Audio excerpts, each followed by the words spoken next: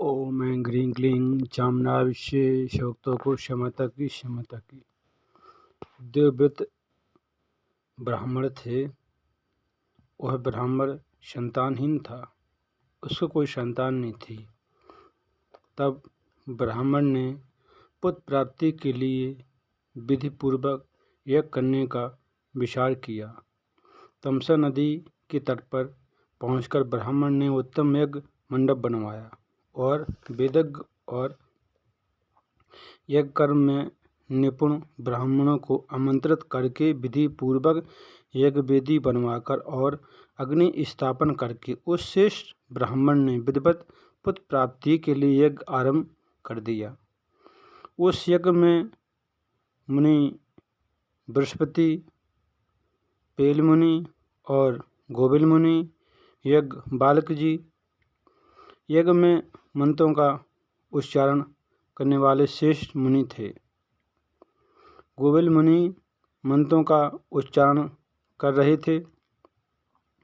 मंत्र का उच्चारण करने में बार बार श्वास लेने के कारण गोबिल मुनि का स्वर भंग हो गया था। तब देवव्रत ब्राह्मण को क्रोध आ गया और ब्राह्मण देवव्रत ने तुरंत गोबिल मुनि से कह दिया, हे मुनि, तुम मूर्ख हो। तुमने आज मेरा पुत्र प्राप्ति के लिए किया जा रहा था यज्ञ, मैं मंत्र को स्वरहीन कह दिया, तुमने मंत्र को गलत कह दिया।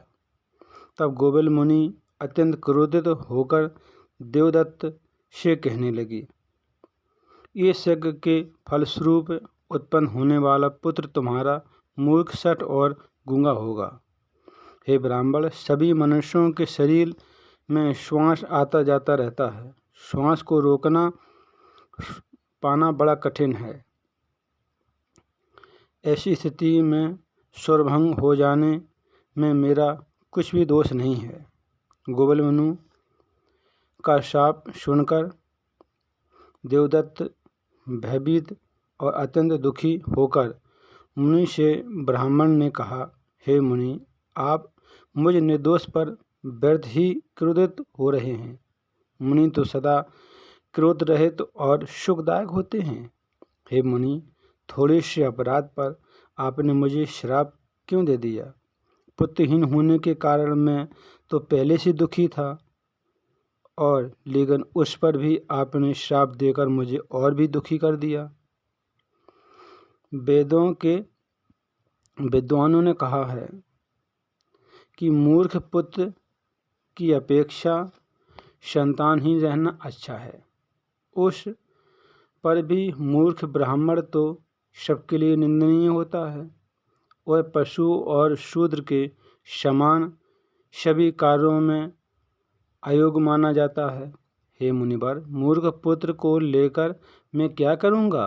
मूर्ख ब्राह्मण शूद्र तुल्य होता है, इसमें संदेह नहीं है, क्योंकि वह ब्राह्मण ना तो पूजा के योग्य होता है और ना दान लेने देने का पात्र ही होता है। ब्राह्मण सब कर्मों से निंदनीय होता है।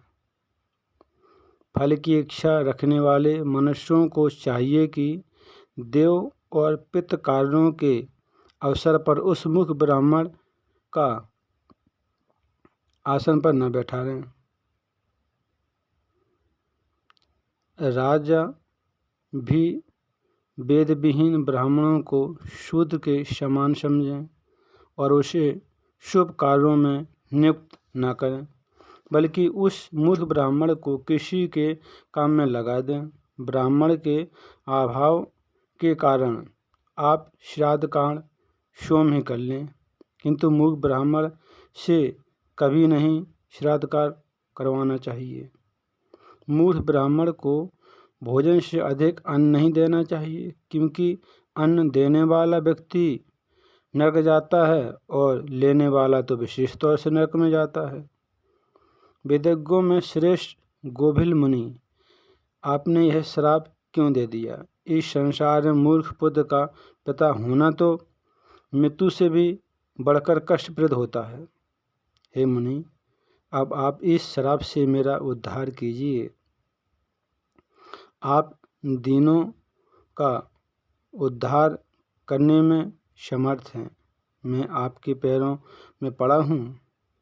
देवदत्त असहाय दुखी होकर नेत्रों में आंसू भरकर स्तुति करता हुआ मुनि के पैरों पर गिर पड़ा।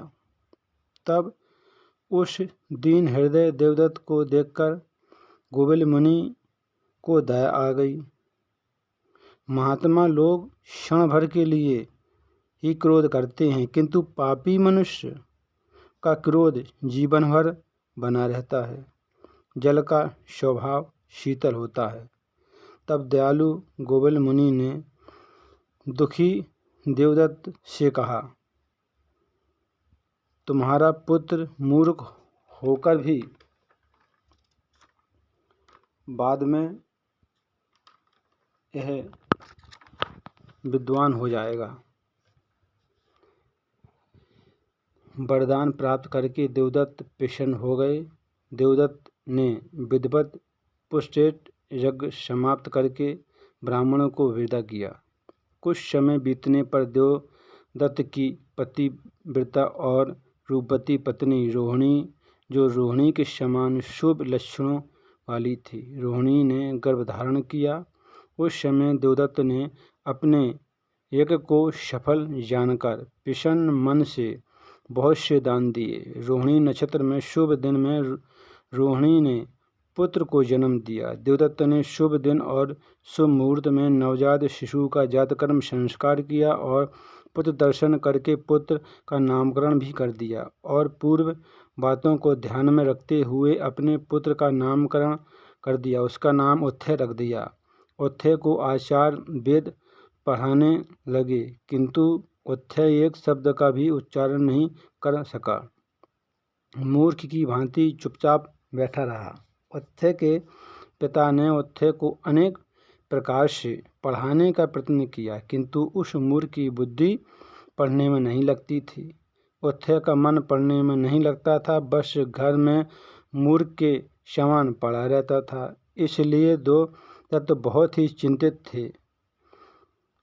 निरंतर वेद अभ्यास करते हुए उत्थय 12 वर्ष का हो गया था, किंतु भली भांति उसको कुछ भी नहीं आता था। गुरु ने उत्थय को पढ़ाने की बहुत कोशिश की, किंतु उत्थय कुछ नहीं सीख पाया। सभी ब्राह्मणों ने, तपस्वियों और अन्य लोगों में यह बात फैल गई कि देवदत्त का पुत्र महामूर्ख है। उत्थय जहाँ कहीं भी जाता था, लोग उसकी हंसी उड़ाते थे। यहाँ तक कि उत्थय के माता पिता भी उत्थय को मूर्ख समझते थे और अपने पुत्र की निंदा करते थे। उत्थय को भला बुरा कहते थे, उत्थय को डांटते थे और पीटते थे, किंतु उत्थय का मन पढ़ने के लिए बिल्कुल नहीं लगता था, पढ़ने में बिल्कुल नहीं लगता था।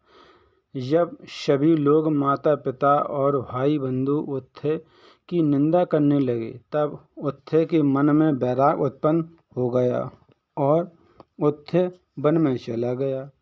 उत्थय के माता पिता बोले, अंधा या लंगड़ा पुत्र ठीक है, किंतु मूर्ख पुत्र ठीक नहीं है। माता पिता के डांटने पर उत्थय वन में चला गया। गंगा के किनारे एक उत्तम स्थान पर सुंदर पर्णकुटी बनाकर उत्थय जीवन यापन करने लगा। गंगा किनारे रहने लगा। उत्थय ने गंगा किनारे एक प्रतिज्ञा की कि मैं कभी असत्य झूठ नहीं बोलूँगा। ऐसी निश्चय प्रतिज्ञा करके ब्रह्मचर्य व्रत का पालन करते हुए गंगा किनारे रहने लगा।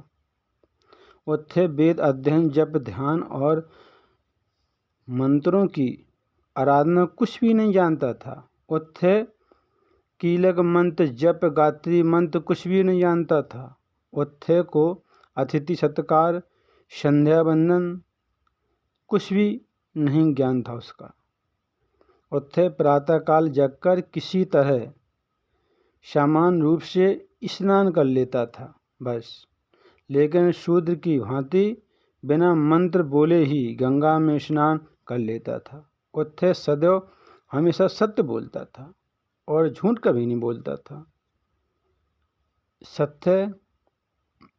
सत्यनिष्ठा को देखकर लोगों ने उत्थे का नाम सत्यव्रत रख दिया। सत्य ना तो कभी किसी का अहित करता था और न ही किसी का बुरा कार्य करता था। सत्यव्रत बस सही सोचता था कि मेरी मृत्यु कब होगी, मैं इस वन में दुख कब तक भोगता रहूँगा। मुझ मूर्ख के जीवन को धिक्कार है। अब मेरा शीघ्र ही मर जाना उत्तम होगा। सत्यव्रत बोला, देव ने ही मुझे मूर्ख बनाया है, इसके अतिरिक्त कोई अन्य कारण मुझे नहीं दिखाई दे रहा है। उत्तम कुल में जन्म लेने के बाद भी मैंने अपना जीवन व्यर्थ में गवा दिया। जैसे रूप संपन्न स्त्री सुंदर हो और वो बांझ हो, उसको पुत्र न हो, फल रहित वृक्ष हो, दूध न देने वाली गाय हो, ये सब निरर्थक होते हैं। उसी प्रकार मैं भी निष्फल हूँ। मैं देव को दोष क्यों दूँ? निश्चय रूप से मेरा कर्म ही ऐसा था। मैंने पूर्व जन्म में उत्तम विद्या का भी दान नहीं किया, इसलिए प्रारंभ वर्ष में इस जन्म में मूर्ख और अधम ब्राह्मण हुआ। मैंने किसी तीर्थ में तपस्या नहीं की और न साधुओं की सेवा की और न धन दान से मैंने ब्राह्मणों की पूजा कभी नहीं की। इसी कारण मैं ऐसा दुर्बुद्धि हुआ हूँ। मेरे साथ के बहुत से मुनि कुमार वेद शास्त्र के ज्ञाता हो गए, किंतु मैं न जाने किस दोष के कारण महामूर्ख हो गया हूँ। मैं तप करना भी नहीं जानता हूँ, तब भला कौन सी साधना करूँ मैं? अब तो मेरा यह सब सोचना भी व्यर्थ है, क्योंकि मेरा भाग्य अच्छा नहीं है।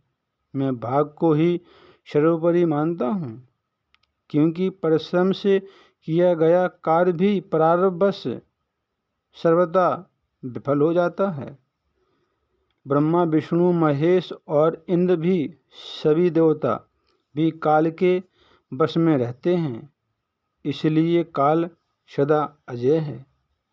सर्वत्र इस प्रकार के दिन रात अनेक तर्क वितर्क करता रहता था।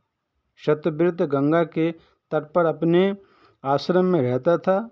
इस प्रकार सत्यव्रत के 14 वर्ष बीत गए, पर सत्यव्रत न तो कोई जप क्रिया करता था, न ही आराधना करता था, न ही कोई मंत्र जान पाया, केवल वन में रहकर समय व्यतीत करता था। मुनि सदा सत्य बोलता था। सब लोगों ने सत्यव्रत का सुयश फैला दिया कि सत्यव्रत सत्य बोलता है, झूठ कभी नहीं बोलता है।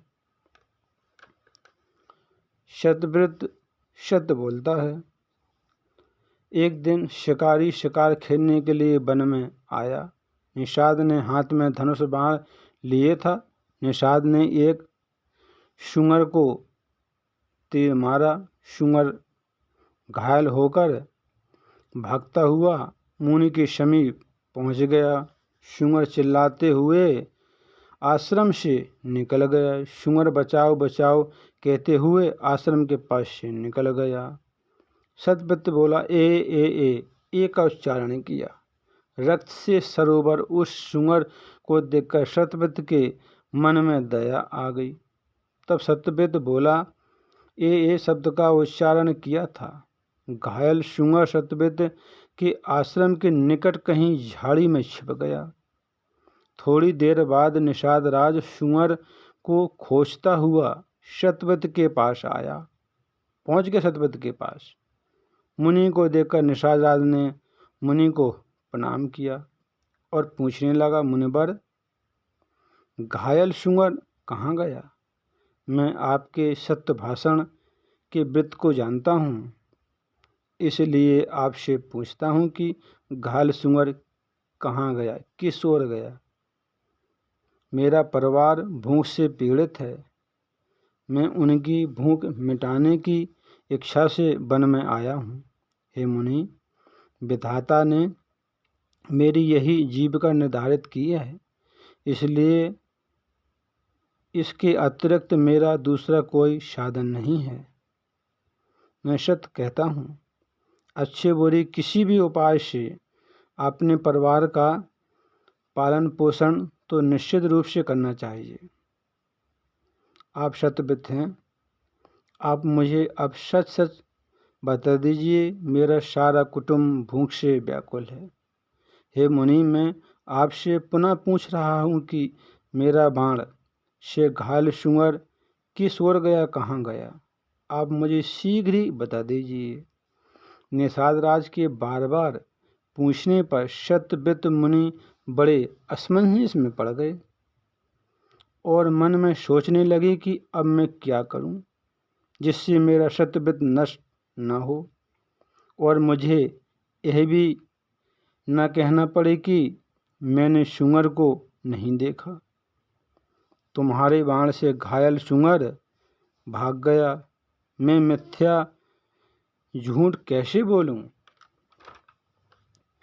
यदि निषाद राज को सच बता देता हूं तो निषाद राज भूख से आतुर होकर बार बार सूअर को पूछ रहे हैं। सूअर को खोजते हुए अवश्य उस तक पहुंच जाएंगे और उसको मार देंगे।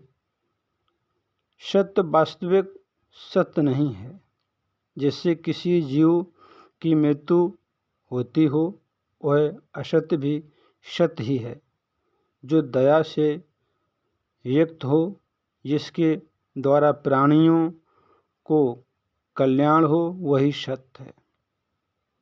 और जिस सत्य से जीव की मृत्यु हो, वह सत्य नहीं है, वह असत्य है। सत्यव्रत मन में विचार करते हुए धर्म संकट में पड़ गए। मैं क्या उत्तर दूं जिससे मेरी बात झूठी ना हो। वहां से घायल सूअर को देखकर मुनि सत्यव्रत के द्वारा जो करुणायुक्त एंग एंग शब्द का उच्चारण हुआ है, उस बीज मंत्र से भगवती शिवा प्रसन्न हो गई। सत्यव्रत को विद्या प्रदान की। देवी के मंत्र का उच्चारण करते ही सत्यव्रत के हृदय में समस्त विद्याएं जाग गईं और मुनि कवि हो गए, जिस प्रकार पूर्व काल में वाल्मीकि जी हुए थे। सत्यव्रत ने अपने सामने खड़े निषाद राज से एक श्लोक इस प्रकार कहा, जो आँख देखती है वह बोलती नहीं है और जो वाणी बोलती है वह देखती नहीं है। निषाद राज, तुम अपने ही प्रयोजन की सिद्धि में तत्पर तुम बार बार क्यों पूछ रहे हो? मुनि के कहने पर निषाद राज पशुओं का वध करने वाला सूअर से निराश होकर अपने घर लौट गया। सत्यव्रत ब्राह्मण दूसरे वाल्मीकि के समान कवि हो गए और समस्त लोकों में प्रसिद्धि हो गई। इसके बाद सत्यव्रत ने बीज मंत्र का विधि पूर्वक जप किया और सत्यव्रत पृथ्वी लोक पर पंडित के रूप में अधिक प्रसिद्ध विख्यात हुए हैं। अब ब्राह्मण लोगों को प्रत्येक पर्व पर सत्यव्रत का यशगान करने लगे और मुनिगण सत्यव्रत की निरंतर प्रशंसा करने लगे। सत्यव्रत का महान यश सुनकर सत्यव्रत के घर वाले और परिवार वाले ही लोगों ने सत्यव्रत को पहले त्याग दिया था, अब वे ही लोग मुनि सत्यव्रत के आश्रम में आकर मुनि को आदर सम्मान के साथ घर ले गए। उन आदिशक्ति जगत की कारण स्वरूपा पराशक्ति की सदा भक्तिपूर्वक सेवा और पूजा करनी चाहिए। भगवती का स्मरण करने से, पूजा करने से श्रद्धापूर्वक ध्यान करने से, देवी के नाम का उच्चारण करने से और स्तुति करने से देवी जी परम प्रसन्न होकर मनुष्यों की सभी इच्छित मनोकामना पूर्ण कर देती हैं। इसलिए देवी का नाम सदा स्मरण करते रहना चाहिए, सदा मंत्रों का जाप करने चाहिए। दीन मूर्ख से पीड़ित, धनहीन सठ दुखी, मूर्ख शत्रुओं से सदा प्रताड़ित, आज्ञा के अधीन रहने वाले दास, शूद्र, अशांत, भोजन और न भोग से असत, सदा कष्ट में रहने वाले, अजितेंद्रिय, अधिक तृष्णायुक्त, शक्तिहीन और सदैव मानसिक रोगी से पीड़ित रहने वाले मनुष्यों को देखकर बुद्धिमानों को यह अनुमान लगा लेने चाहिए कि इन लोगों ने भगवती आदिशक्ति की उपासना नहीं की है, भक्ति नहीं की है। काम करते रहो, मैया का नाम जपते रहो। सभी भक्तों को जय माता दी, जय माता दी, जय माता दी।